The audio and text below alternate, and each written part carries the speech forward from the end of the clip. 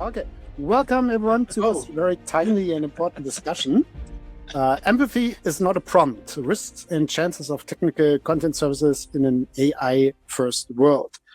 Over the past 2 days here at Adobe ADW25, we've seen how AI is already reshaping how we create, manage, and deliver content, from structured authoring to translation, search, and dynamic content delivery. But while the technology is moving at incredible speed, it raises new and sometimes uncomfortable questions about the human role in this new ecosystem.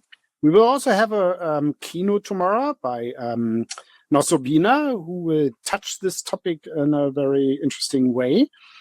But today we will discuss that in this round, because ultimately, no matter how advanced AI becomes, it doesn't understand a lot of things. Intent, for example, it doesn't understand ethics, or does it? Let's discuss that. And it certainly doesn't understand empathy, or just understands the concept of empathy, but does not has empathy. And when it comes to technical content that users depend on to make informed decisions, sometimes critical ones, that really matters. Today, we are going to explore what AI can do well, where it falls short, and how we as content professionals can shape future where human values still the way. So I'm very happy to be joined by an outstanding panel of experts: Bernard Aschwanden, founder of CCMS Kickstart, welcome; Sarah O'Keefe, CEO of Scriptorium; and Markus Wiedenmaier, CEO of CREX.net. Together, we will explore questions around the ethics of AI-generated content, the evolving role of content professionals, and whether or how AI can truly help us there. So let's talk about, I've split that into 4 sections. Let's start with the section Human Value and Ethics. What makes humans irreplaceable in an AI-first world? So in a world where AI can mimic tone, summarize content, and generate text, what human qualities, for example, empathy, intent, ethical judgment, do you believe remain fundamentally beyond its reach? Who wants to go first?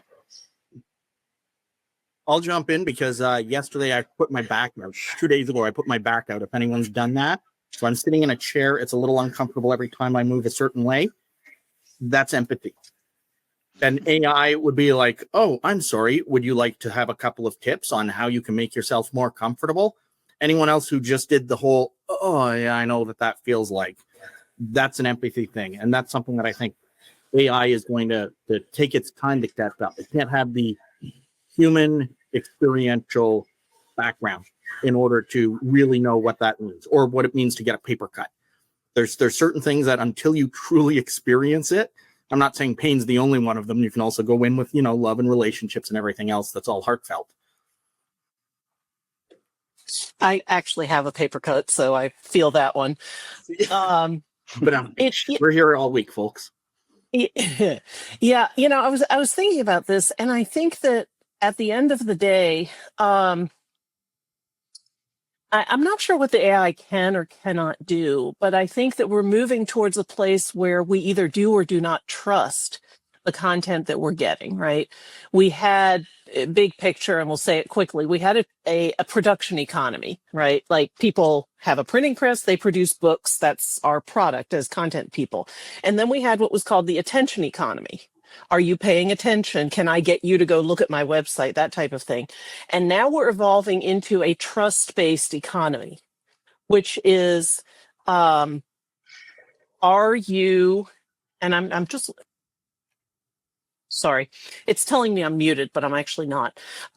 We trust. Are you, no trust. Do you trust the website? Do you trust the person that's giving you that information? And one of the things that's happening right now is that ChatGPT, for example, provides incorrect information, and then people assume it's true. They trust it. And I think we're going to have to learn pretty much the hard way that sometimes these systems are not trustworthy, so if Bernard tells me something, I will typically believe him, but if the AI says it, no way. I am double checking, looking it up, checking other sources. To your point, we've talked about this extensively. If ChatGPT provides medical advice, do you go take that, or do you go to a trusted source instead? I don't trust it at all. So it may fake empathy, but I don't care because I don't trust it. Markus, I know you work with AI a lot as well, and also using ChatGPT and other LLMs extensively. Do you trust an AI? You can't trust AI. Do you trust another human? That's the better question, I think. And it's not possible to trust anyone. You can believe it, or if it's important, you have to ask another one and find your own opinion, I think. So I don't trust ChatGPT, of course, and I don't trust any other one, beside my wife, maybe.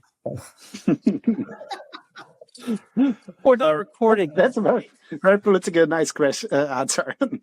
But trust is the one thing I think, if we go to the extreme when we discuss AI and if they replace us, what happens if AI replaces us completely? Is that possible? And I think it's not possible, because there is one thing left, and this is the responsibility for that, what you do, what you bring outside.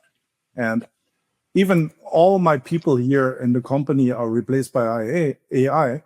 I'm the one who is left, who is responsible for that. And I think that's the thing we have to think about, and we have to solve when we talk about AI, to bring another resource in our processes. And I think process could be the solution for that. And that's what we are working on, to find stable processes with AI, with machine translation. It's also AI, right?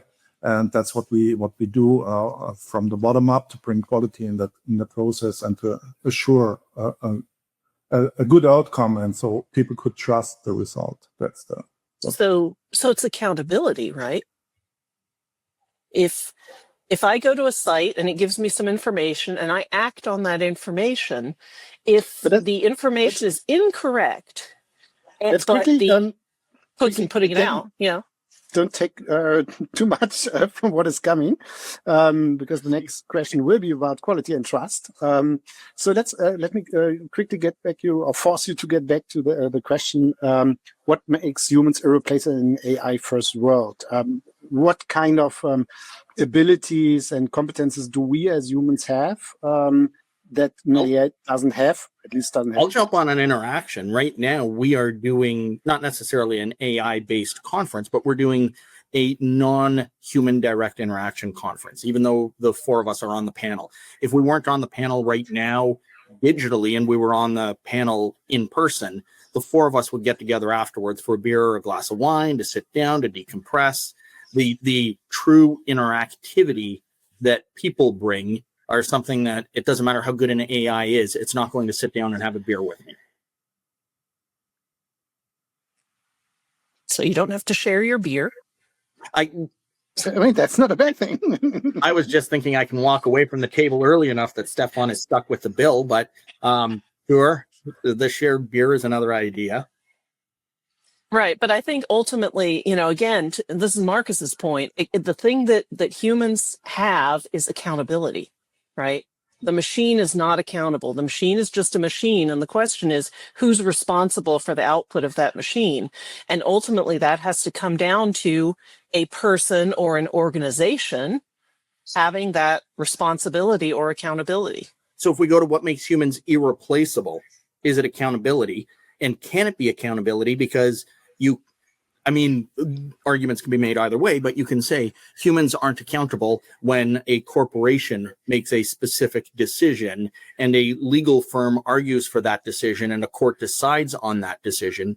Who is the one person? Who is the buck stops here equivalent? And I don't think there is. So does that mean we've already made ourselves replaceable by corporations, by courts, by judges, by whatever? Yeah, but I think you have to implement something like a quality assurance process permanently in your AI integration part, whatever, in your automation part, let's say it that way. Doesn't matter if it's AI or rule-based. You have to implement a quality assurance part to identify issues in your process. So you can't you can't assume you get 100% result out of the process. You can't it before AI, and you can't assume it today. So you have to find ways how to ensure a quality outcome, and you can be sure that what happens and goes to the user has a good quality, even if it's not 100%. It has to be good and in certain points perfect, and so we have to insert the humans again. So there was an article earlier this week about this, and they were describing a scenario where, and this was in an AI research scenario, but the researchers were telling the AI to do certain things, and then they were sort of validating those outputs and those results and saying, no, that's not right, you need to fix it. And ultimately, the AI came back with, hey, I scanned your email and I know you're cheating on your wife, so you're going to pass this or I will tell on you. Which was pretty cool, right? So now the AI is trying to figure out how to get past the QA process that's human-driven and is using the humans' frailties to do so. Okay, I guess makes them human. They're blackmailing each other over what they're blackmailing each other. So what makes humans irreplaceable? I think maybe we're back to Bernard's beer. I heard accountability, judgment, or ability to judge or take a decision on things, and quality control in a way. And Stefan, I'm going to jump in with a contrary point. There are times that I trust ChatGPT. It will come back. I will give it, for argument's sake, a string of content and ask it to rework it into something that is valid, structured data, show me the code. And it comes back and I can look at it and go, yep, the structure is right. Or if the structure is wrong, I had to put in sub-steps with child element step. Well, that's not correct. I gave it the data spec. I said, go check your work. It came back, said, this is what I've done wrong. I said, all right, now give me the response. And it gave me the response and the code was right. If I can give it a good prompt and I can qualify and I guess not quantify, but if I look at the result and I know that this is technically a valid result, it becomes a tool that I use, just like a hammer or a screwdriver. It didn't get rid of, or it helps speed things. We still need to validate or make proper sense of the responses. And that brings us also to the next question. Is AI learning from our bad habits? So if AI is trained on existing corporate content, for example, or a content repository, how do we prevent it from perpetuating old biases, mistakes, outdated thinking, outdated language, maybe? What does clean training data really mean? And that is a little bit, there was a question in the comment in the chat also from June Harton. Is there a typical number of sources that AI bases its responses on? That's not how an AI engine works, but it's just a collection of all the knowledge it has and then generates new answers from that. It's not pre-trained answers, but it generates the answers on its own. But if the training corpus is having a lot of problems, is it also learning from our bad habits? So I think that, and we did not plan this ahead of time, but Bernard, I came up with a new acronym that will go nicely with your beer. Yes. So, we have garbage in, garbage out. I'm going to say that we also need BIBO, which is bias in, bias out. Fair enough. Yeah. Yep. If what you feed into it is biased and problematic, then what you're going to get out is also going to be biased and problematic, which then circles us right back to the question of who decides whether something is biased or not. Right? Whose job is that? Oh, that's Marcus's job. Yes. Good plan. So now we know. I think we have to distinguish between the content we are talking about, and I think there's a difference if we talk about technical documentation content, which is very very based on facts, and so I'm not sure if there is something like a bias. I'm not sure if there is something like. Well, there can be, but I thought about that one too and came up with wino. Wrong information in, nonsense out. Yeah. So this is my theme for today. The last letter should be E. Out. Wine. Wine. Well, wino is slang, so it kind of works. But this is what keeps me awake at night, right? Is that the technical, I mean, you're right. The technical content should be fact-based and should be fact-driven, but maybe it's not, right? A lot of times it just isn't. And so what do we do with that? What do we do with not very good content in all these different ways across all these different axes of meaning and semantics and formatting and accuracy that is going into an AI system that will then look for patterns within that and regurgitate the pattern it finds, which may or may not be the pattern we want it to find. What is in 3 sides to every truth? Your, mine, and the truth, right? This is what I believe. My facts point to this. Your facts point to something else. And therefore, well, there's certain things that can be clearly fact-driven, or one would hope. 2 + 2 is 4, the end. But there are other areas that 99, what is it? 4 out of 5 dentists agree, and the other one's a jerk.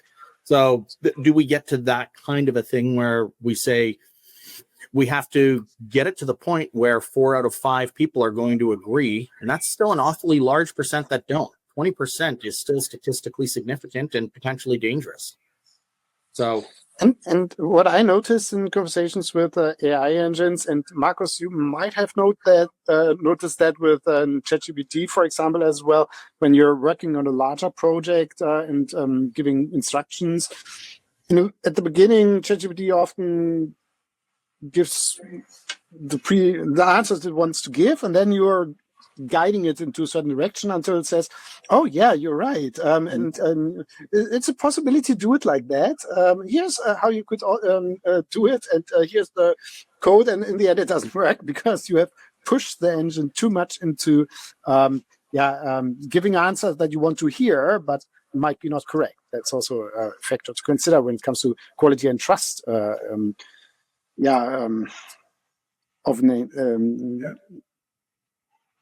I think this behavior is getting worse at the moment. So I have the feeling it's increasing this self confirmation of what you think. So what I do is to restart the chat and close this chat room and open another one and start from the beginning. I think if you use AI, you have to know what you do, and you have to be careful, and you have to be you have to question what you get every day. And it's not only because of the data, it's just also the you can call it algorithm, but let's use that term in that case.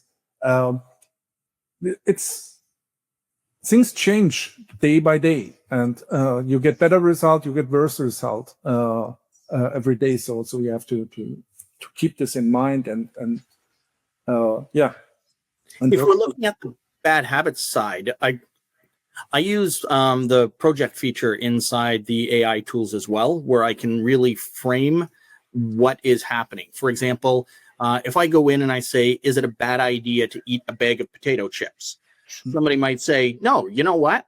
If you're having potato chips because you've just gone out, you've spent the entire day doing a bunch of physical work, you are in good shape, you don't have blood pressure and salt related issues, and it's a treat that you're having once every so often, then yeah, that's totally fine. If on the other hand, I'm feeding that exact same question into a scenario where somebody is just having a bag of potato chips 3 times a day in order to have it for breakfast, lunch, and dinner and wash it down with some soda, then maybe it's not a good idea. So having the context really starts to matter. It's not necessarily a bad habit for several of the things that we do as human beings. It's a bad habit if it becomes a regular habit, and it is something that can long-term have a detrimental effect. If you're doing something that in the short term gives you a boost and makes you feel good about something, if it's not going to have a lifetime impact on you, go and have that bag of potato chips. You don't need the one that you get at Walmart that weighs in at 45 pounds. Just go out and, have a reasonable portion in a reasonable amount of time. And the same thing with the AI. If you're going to go in and consistently trust every single thing that comes at you inside it, you may as well be on Facebook getting all your medical information. Why do I suddenly have to think about the famous chocolate fountain? Right. So Sarah? moving from beer to junk chocolate. food, right? Did you come up with One of No, but one of the big problems we're having right now with the public models, like a Chat GPT, is that they are consuming what amounts to junk food in terms of content, right? Because we have AI generated synthetic content, which is being put out into the world, which then is going back into the AI. And so then it becomes this loop. And now we've got lots of researchers talking about model collapse, which is essentially that it gets worse and worse and worse every time it goes through the process. So ultimately what that means is that, to your point, AI started with like a potato, and then it output French fries, and then it output, I don't know, this is going to get very bad, but anyway, it keeps outputting something that's junkier and junkier and junkier and feeding it back in. Whereas what we need to be doing is setting up large language models. And now we're talking not about the public ones, but the private ones, or controlling what goes into the model. What we have to do is say, hey, congratulations, you are now vegan. You get organic vegetables and not very many potatoes, because those are full of carbs, and you are going to live on kale, and it's going to be great. And so the AI is going to be, kind of depressed, but it'll be skinny and accurate. So AI is absolutely learning, because it is learning from our bad content, right? Yeah, right. The bad content and the content that's out there is getting worse, and it is consuming all of it that's available because it is delicious. And so instead, what we have to say is, no, we're going to have to control this thing's diet. We have to control the information diet that goes into the LLM so that it puts out good content. Can someone please take a note on that phrase, information diet? That's a nice phrase, Sarah. Information diet. Maybe we should all go on an information diet from time to time. Let's move to the next question. So as AI takes on more repetitive content tasks, helps us automate things, can do all the boring stuff that we don't want to do for us, will the role of content professionals shrink or evolve? Will it evolve into something more strategic and valuable? What skills will, especially for technical writers, will become critical? Really, really quick question before we answer it. Get ready. Show of hands. I'm going to ask replace or elevate. I just want to see knee jerk. So raise your hand. Will it replace? Will it elevate? Well, actually, it depends. Probably a mix. Oh, yeah. Spoken like a consultant. It depends. It depends. Marcus, you and I agree. Why? What was your take on it? I mean, you did the hesitant. So Sarah waffled with the nope, wait, yes. But Marcus, you did the sort of... It depends what is the job of a technical writer. Writing, okay, it's technical writer, so writing is his job. So, but I don't think it's much more than writing, and I think writing will be replaced. This is something we don't do anymore in future. What we need to do as a technical writer is to become an information architect, an information engineer, which brings relations, metadata into this content, and so that AI is able to generate, based on the context, on metadata, on relations to products, to whatever this content is related to generate this content depending on the request of the user. So yeah, I think writing is not the part anymore. It's the relation and the metadata. We should care. It's structure. We're talking about data. It's data world. So structure, semantic. Guys, I'm a fan of specialization of data content, and I'm pretty sure this will be getting more and more important, that we get semantics in the content, and it's not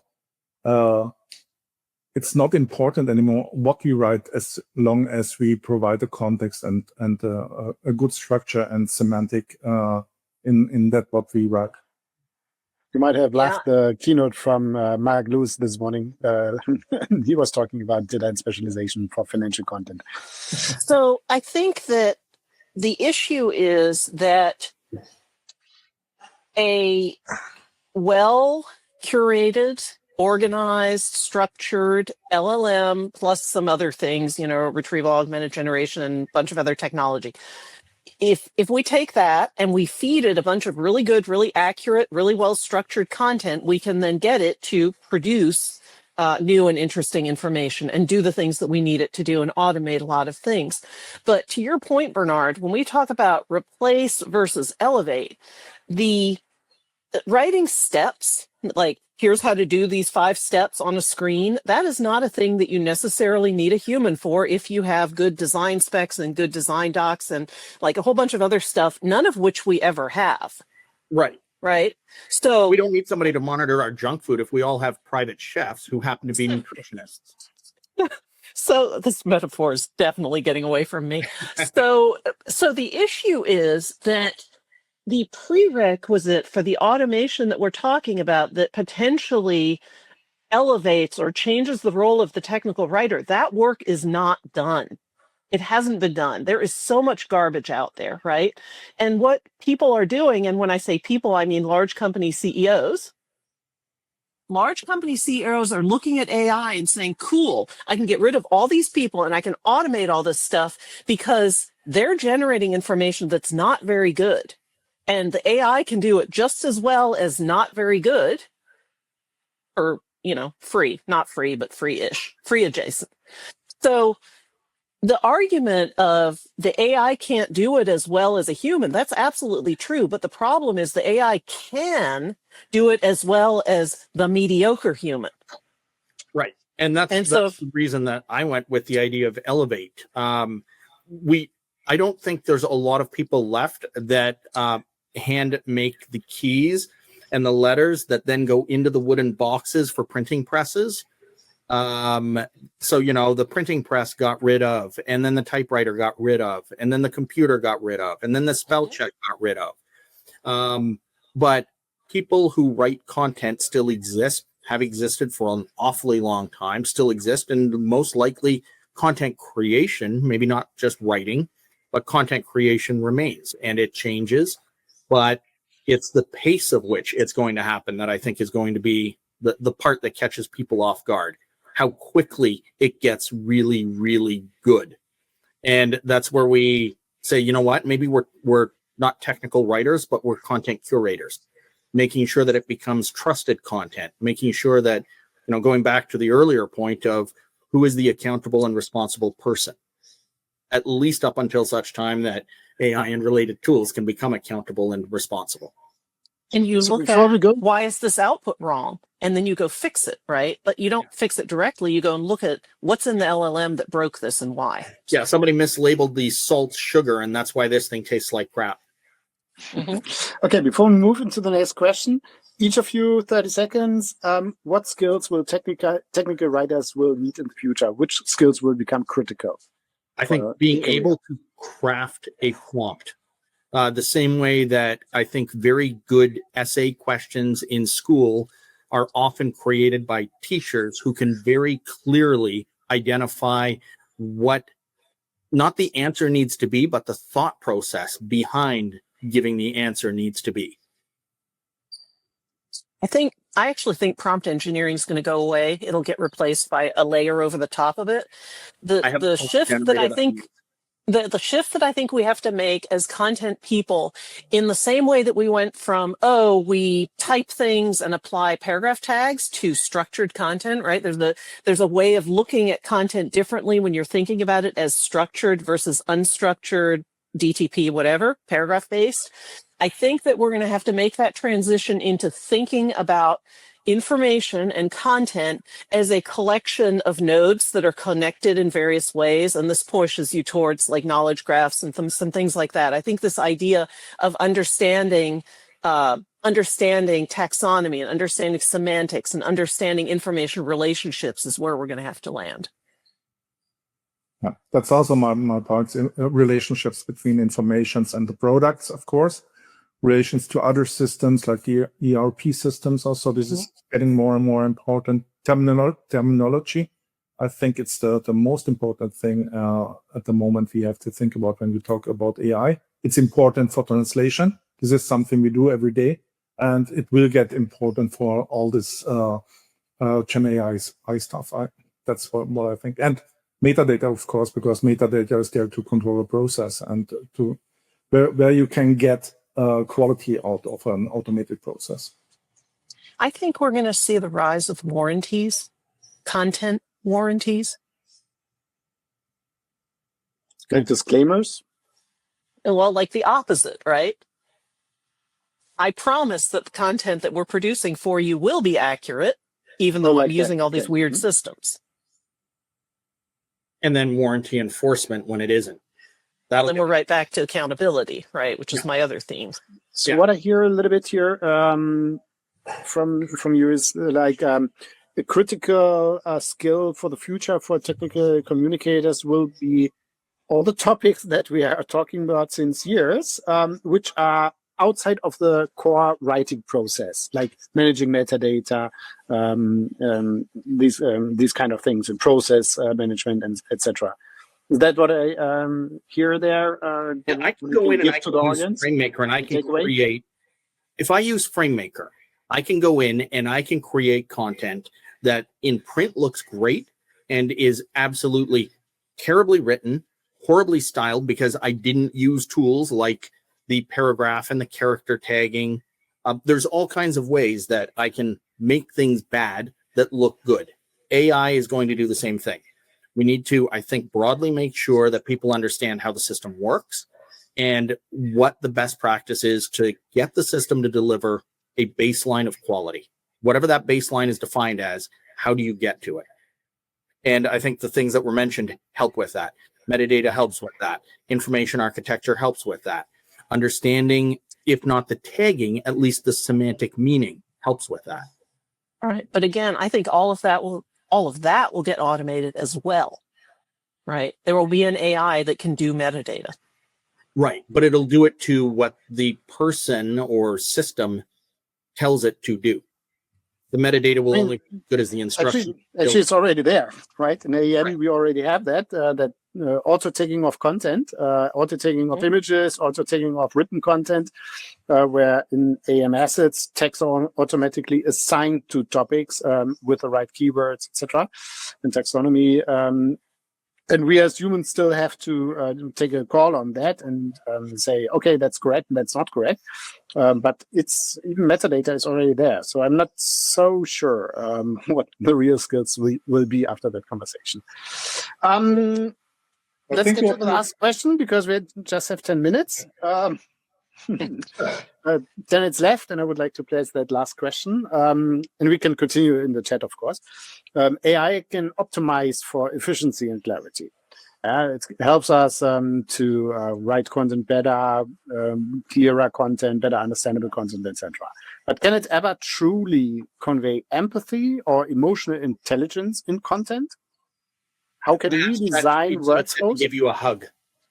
It cannot give me a hug, but it can, also written content can be empathic in a way. How can we design workflows but ensure this human layer isn't completely lost? Heart emojis. Heart emojis. Well, can you teach empathy to an algorithm? Or to an I mean, LLM? maybe the question is, can you teach empathy to the written word? Yeah. Right? I mean, the AI ultimately is just another layer of separation. And, you know, there's some really interesting stuff now happening with some of the agentic AI, these like layers that go over the top of your AIs to make them do things. And, you know, the idea is that it knows all of my airline preferences, and so it will go off and book my flight for me correctly. I don't believe in it at all. But it can do something, it can perform empathy, I think. Yeah, if a psychopath can fake empathy, why can't an AI? Yeah, I mean, it can make it look as though it cares. That's what I'm saying, right?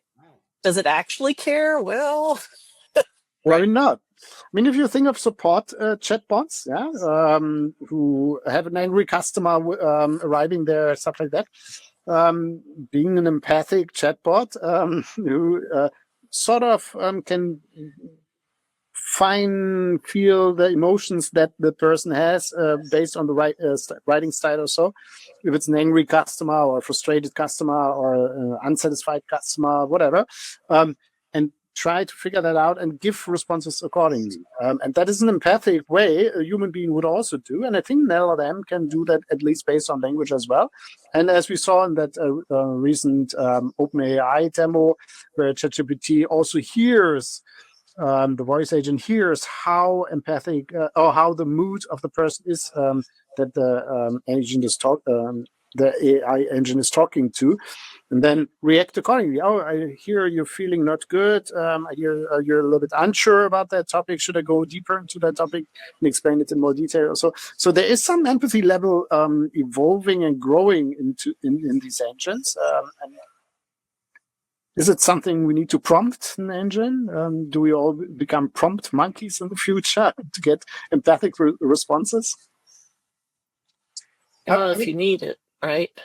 If you feel better if the chatbot acts as though it likes you, then you can probably configure it to do that.